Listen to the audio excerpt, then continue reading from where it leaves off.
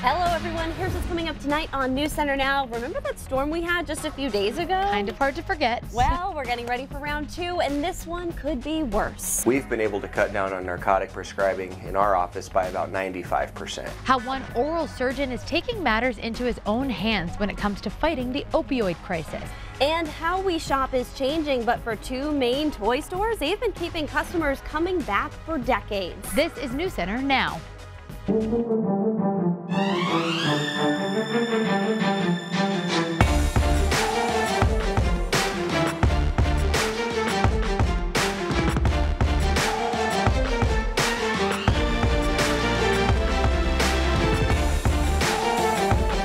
More than 60 closings are already posted at the bottom of your screen in anticipation of this winter storm. Good evening, everyone. I'm Lindsay Mills. And I'm Christina Rex, in for Lee Goldberg. It's hard to believe. Some of us don't want to believe it. Some of us blame our local meteorologist, but we're looking at another snowstorm. Yeah, Keith Carson is here to prove winter will get the last laugh. Oh, yeah, and you know, the crazy thing is when we looked at this on Friday, there was about a 10 or 15% chance it was going to hit. Guess what? Here it comes. Oh, I skipped a map there. Here it's 2 areas of low pressure. This is the parent low, if you will, the main part of the storm system. This secondary low, unlike what often happens, will not totally phase with this other storm system, but it will act to pull some of the precipitation to the north and west. That's really important to our forecast. Temperatures right now in the mid and upper 30s. They'll drop, though, over the next few hours and into the overnight hours, and I don't think there's going to be much of a precip type problem here, meaning it will be all snow for most of us, and it starts really late tonight through early tomorrow morning.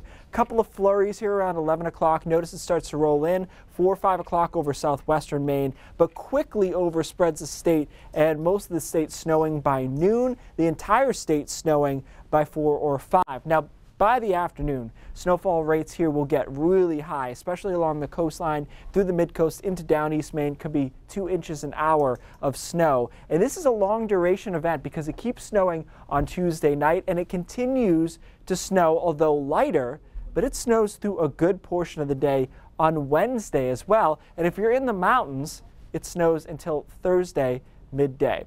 So it can't snow that long without this happening, right? Big snowfall amounts, 10 to 16 inches over a good part of the state, 14 to 18 over down east and reaching into the mid-coast, and another localized area of 14 to 18 in the mountains, where they're calling it a miracle March, guys. And I can understand why. I don't know if the rest of Maine is calling it that exactly, though. All right, I like that name. Well, we have the latest school and business closings on our website and mobile app. Okay, so remember that online order food and delivery service we told you about earlier this year? It sees snow-related trends with an uptick in orders for spicy food and gelato. Well, aside from the fact that they're going to be delivering a whole lot more of that tomorrow with the incoming storm, they're also getting a grant to expand. To Dine In, now based in Portland, has received a $4,000 National Growth Grant Award. It comes from the National Association for the Self-Employed, a group that helps small businesses and entrepreneurs. Since 2008, To Dine In has been catering to South Portland, Cape Elizabeth, and parts of Scarborough and Falmouth, and possibly more neighborhoods soon, thanks to this grant. Okay, so a trip to the toy store likely makes for fun, family memories, kids asking for things. Absolutely, and for many generations, myself included, Toys R Us was the go-to, but as stores begin to close nationwide, where will everyone go? The answer is probably already in your community. I just found some new things. Maine is home to some local toy shops that have been in business for decades. You can't be a toy store without Monopoly. Juliette Steinbach has owned Rainbow Toys in Falmouth for the last 22 years. This week marks the store's 26th year. This is my favorite, and this is Manhattan Toys. Now, how simple is that? The only thing that they've ever done to change it over the years is that they made it in a natural color, too. Steinbach says over the years, she stopped selling bigger items like kitchen sets and tricycles because people started seeking the convenience of online order and delivery. This year, another change for this type of retail business. I'm kind of sad that Toys R Us is closing. Steinbach says the big box store never felt like competition. It's far enough away, number one. It's a different atmosphere, number two, and they just have more space. So I could never really compete. I have to be my own unique entity. When I was little, Toys R Us was like the it was like Mecca for toys, right? Like you had to go there. Jabron Graham is the owner of the Briar Patch in Bangor. We've had people come in and say, okay, what do you carry here? What could we do in November and December? Since the announcement of Toys R Us closing, organizations and businesses that support the local Toys for Tots campaign are now turning to the small business that's been around 30 years. It's so fun there. Back in Falmouth, Mom Colette Cushing is searching for the perfect gift. It's really important when you come in for someone's birthday, you may not know what a 4-year-old or 5-year-old may be interested in, so they really have that knowledge and can really direct you easily and quickly. She says it's that personal interaction and expertise that you can't find online that keeps her shopping local. All right, so we want to know from you, will you do more shopping online now, or are you going to head to traditional local toy stores? Log on to pulse.newscentermaine.com or go to our mobile apps to vote. Earlier this year, Toys R Us announced 2 of its main locations would be closing, the location in Bangor and the Babies R Us store in South Portland. We asked a representative today for a timeline of when those closures would be happening, and they replied no comment.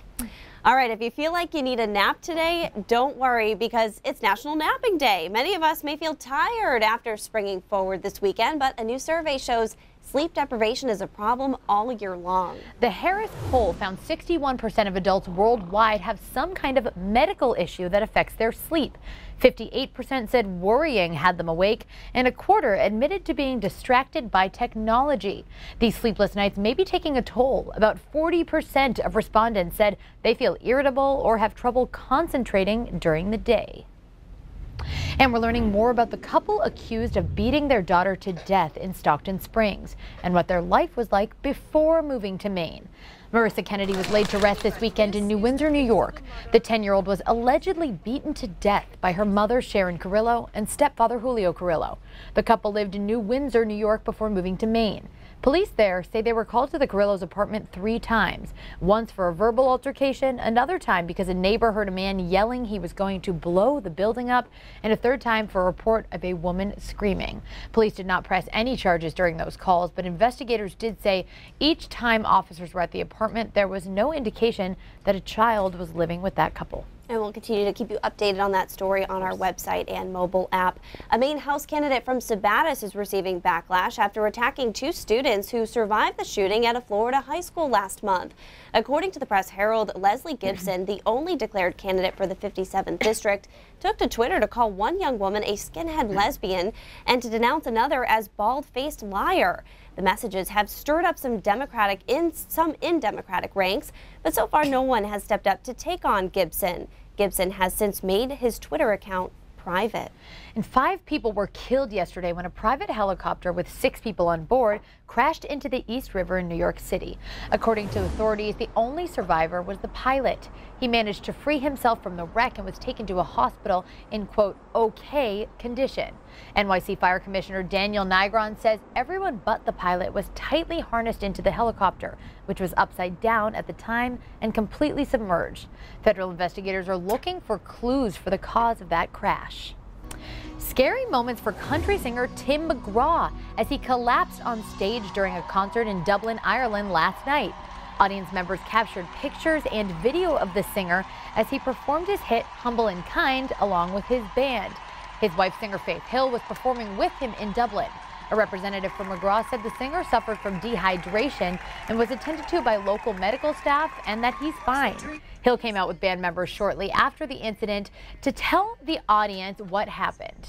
Glad to see he's okay there. Definitely. Imagine how scary that is, even being in the audience at that point. I was thinking for fans, too. I know. Still ahead on Now. Medical professionals all over the country are looking for ways to stop opioid addiction before it starts. We'll show you what some doctors are calling nopioids. And have you had trouble lately adding animated pics to your Snapchat and Instagram? Katie Ortiz is going to tell you why. Coming up tonight on 207, David Rosenfeld and his wife live in the Mid-Coast. They take in dogs, lots of dogs, as many as 40 at a time. And yes, they've got stories to tell. And a preview of the new show at Public Theater in Lewiston on 207. The opioid crisis in this country has many doctors looking at the number of powerful painkillers they prescribe. According to the Maine Medical Association website, the state saw 418 drug-induced deaths in 2017, according to figures released today by Attorney General Janet Mills. Drug overdose deaths increased by 11% in 2017 from 2016. Now doctors are looking at ways to curb addiction before it starts. Don Grenese in Nebraska has that story. It often begins after a minor surgery or procedure. Someone is prescribed a painkiller leading to an addiction. Oral surgeons happen to be the top prescribers of opioids nationally. In recent months, Chase Pruitt and his team at Omaha Oral Surgery have taken strides to prevent patients from forming addictions. We've labeled Nopioid. With their new initiative, Nopioid, they originally set out to reduce the amount of opioids they prescribe by 70%. We've been able to cut down on narcotic prescribing in our office by about 95%. The results are better than they expected, thanks to the use of a new drug called Exparel. It's a long-acting local anesthetic medicine that we inject around our surgical sites. The anesthetic lasts about 3 days. It's helped Pruitt go from prescribing about 30,000 opioids a year down to only 1,500. We don't have to deal with the risks of having extra pain pills laying around the house that friends and relatives can have access to. I did not want to become addicted to it.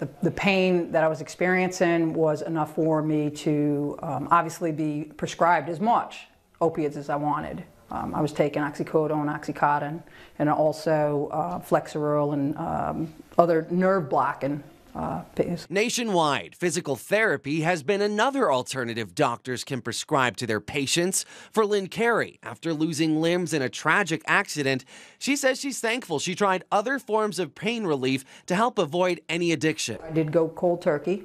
And it was difficult for the first week and a half, maybe 2 weeks. The pain was almost intolerable. And that was Don Grenese reporting. Dr. Pruitt thinks that within the next 5 to 10 years, new drugs like Exparel could replace opioids for certain procedures. Coming up next on News Center Now, you may love him, you may hate him. Keith Carson has your full forecast.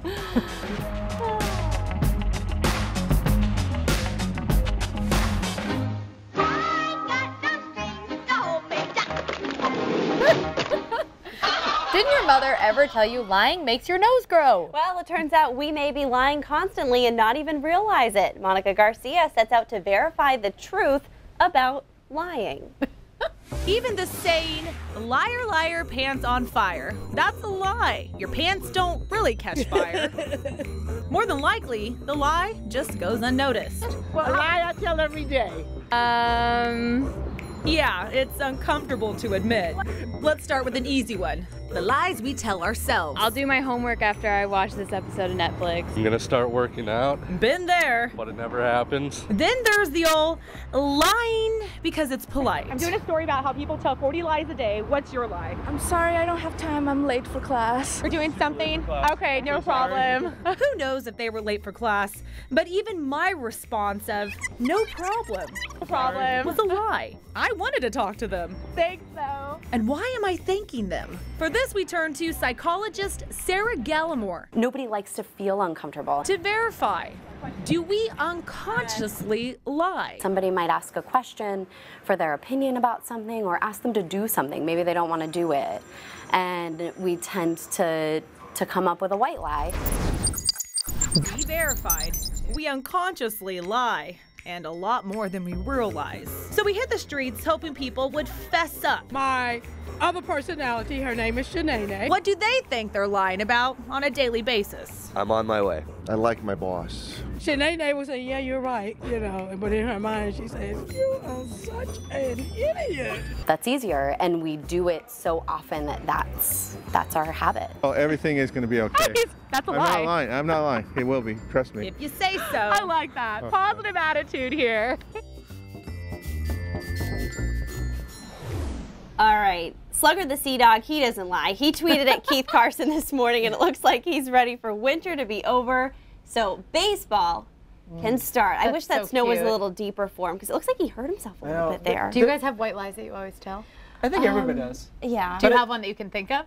I think the on the way one is almost universal. That's my go-to. I will do, I'll say yeah, but with a different inflection. Like I'll be like, yeah. Yeah, just a fake, yeah. And yeah. that usually means You are suspiciously no. nice. So now I know we're when waiting. you say yeah with a question mark. Right. It's fake, yeah. Don't trust her. Right, exactly. Can we All right. trust you with this latest Well, forecast? we'll do the best we can. Okay. By the way, this is a history with me and Slugger because a couple of years ago it got snowed out on opening day and he tied me around No a chair. way. There's a That's picture so of that. We'll funny. see if we can bring that up. Wait, but Keith, here's a white lie. I love this forecast. you're a big fan of this forecast. Hey, you can go skiing, so that's something. We got a low here, another low here. This is the parent low, the one that will be moving off to the north and east. And you can see all the energy is concentrated down here, all the brighter cloud tops, the colder cloud tops. So this will be the main thrust of it. But that secondary low is important because it will extend the precipitation shields of this storm quite a bit to the north and west. And the reason I'm showing you these lat-longitude lines is because there's a rule of thumb in meteorology in the Northeast. There's a 70-40 benchmark where you want the storm to pass over for your best nor'easters. It's right here, okay? And if it passes to the east, usually it's a miss. If it passes well to the west, it might be raining. Watch where this storm goes. It is well to the east and southeast of that benchmark, but because of that secondary low, it stretches this precipitation shields. We've got this big old storm there tomorrow night, and into Wednesday. So it's pretty unusual to get a storm this far east and still be looking at a major storm. But we are. So tonight, most of it fine. Late tonight, early tomorrow morning, we start to get some light snow over southern and southwestern Maine. It spreads into the rest of the coastline pretty quickly. So by noon, it's snowing, I think, heavily along the coastline, lighter over northern Maine and into the mountains. Then everybody gets in on the action by 4 or 5 o'clock, snowing most heavily across the mid-coast into down east Maine, into southern Maine as well. That continues overnight on Tuesday night. Really heavy stuff over down east at that point through Wednesday morning, and it snows much of the day on Wednesday. Now, much lighter on Wednesday, but there is still a lot of snow. This is Wednesday at 1 o'clock, and we're still dealing with a lot of snow. Thursday morning, finally we get it out of here, but the mountains still snow through Thursday midday. So with all that snow and a couple of bands of heavy accumulation, you're going to get some big totals. 10 to 16 inches over much of the state, 14 to 18 over the mid-coast and down east, and a secondary max here over the mountains of 14 to 18. Again, it would not shock me to see a few places come in at 20 inches of snow. Well, as far as the winds go, this won't be an unusually strong storm system because the core of it is so far to the east. Winds will be 30 to 35 miles an hour for the most part. Some gusts up to 45 are possible over down east by tomorrow later in the day and through tomorrow night, but I don't think they'll be a major factor, and I think the snow type will be a little bit lighter too. Not fluffy, but not as pasty as the last storm.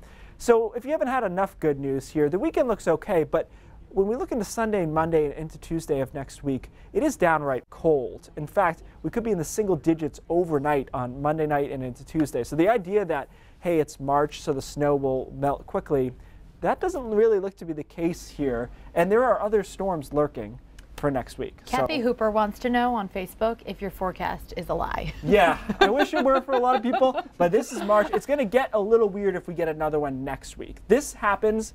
That, not so much, so we'll see what happens. Interesting when Keith says things get weird, so Getting stay a little tuned for that. Getting a little weird, yeah. Keith, thanks so much. Oh my goodness, okay.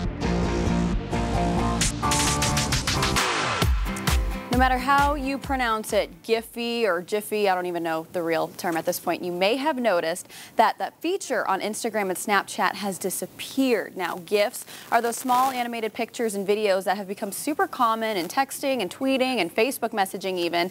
Giphy curates all of them into a keyboard, and for a little while, that keyboard was incorporated into Snapchat and Instagram for people to add to their stories. But TechCrunch reports that's no more because of a GIF that a user discovered recently, which included a racial slur. Now, right now, we are going to show you an edited version of that GIF, but we do want to warn you it is disturbing if you'd like to turn away. Now, this is a screenshot from the TechCrunch website. We have blurred out the racial slur, of course, and the user's identity.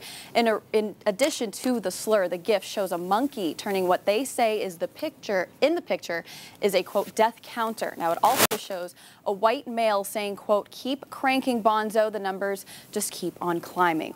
Now, in a statement to TechCrunch, Giphy said they immediately removed it, and an investigation found the sticker was, quote, available due to a bug, and have remoderated all of the gift stickers in our library, end quote. Now, they also say they are reviewing every sticker by hand and take full responsibility, apologizing to anyone who was offended. All right, Katie, thanks so much for that. We want to take a look now at what's coming up next in our next half hour on News Center Maine at 5:30. Hey, Cindy Williams. Hey, guys. Yeah, it's called the biggest fishing industry trade show in the world. It's going on now, and Maine lobstermen are there promoting their catch on the world stage. Don Kerrigan reports from the show in Boston. And it's been nearly a month since the Parkland, Florida high school shooting where 17 were killed. Today, President Trump is unveiling his school safety plan, but critics are already saying it just doesn't go far enough. Those stories and much more, all ahead at 5:30. Back to you. Awesome, Cindy. Thanks so much. Right when we come back, raindrops. Stay with us. All right, today's Brain Drops. We got a crowd for this one. Great viewer question. In compacted snow, such as today's, this was sent during the last blizzard, which was like 40 minutes ago, I think. Would the minimal space between crystals slow the rate of melting?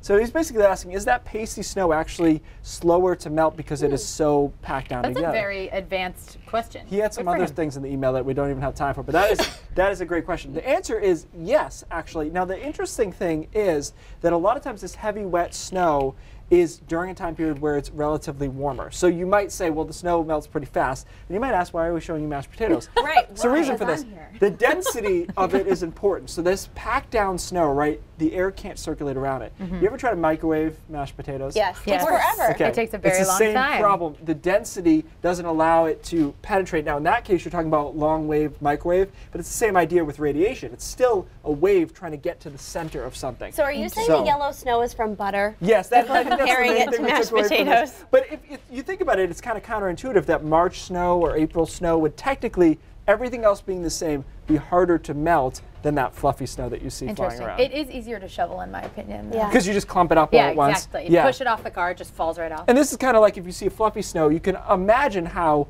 more air can get in there and start eating away at these snow crystals from different directions. So I thought that was a really good question. Now I'm going to think of potatoes. Speaking of questions, everybody is asking us on Facebook and everywhere else. I mean, is this storm the real deal? It's a real deal. I haven't upped totals in a long time. Let me show you the map, or we can show it here. We can do whatever we want. I haven't had to up totals in a while because I'm not usually that guy. I'm usually the guy who's like, let's just go down with the ship. Right. Like one way or another, let's just do it. But this just looks too strong. And you know, if it's going to snow from tomorrow morning through Wednesday afternoon, how are you getting under 10?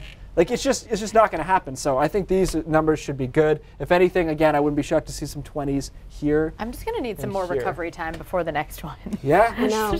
Could be next week. Bang, bang, Well, bang. the good news is we will keep you updated online, on our website, on our mobile apps with Standing closings. out in the snow. Standing out in the snow, exactly. Some businesses already closing ahead of, you know, the day Tomorrow's tomorrow. probably not a good school day, but we'll see what they do with that. And then Wednesday's going to be tricky too. We got an 80-person weather team. We'll take care of it for you guys. Absolutely. All right, Keith, At thanks least you're so good much. for that. Exactly. News Center Maine at 5:30 starts right now.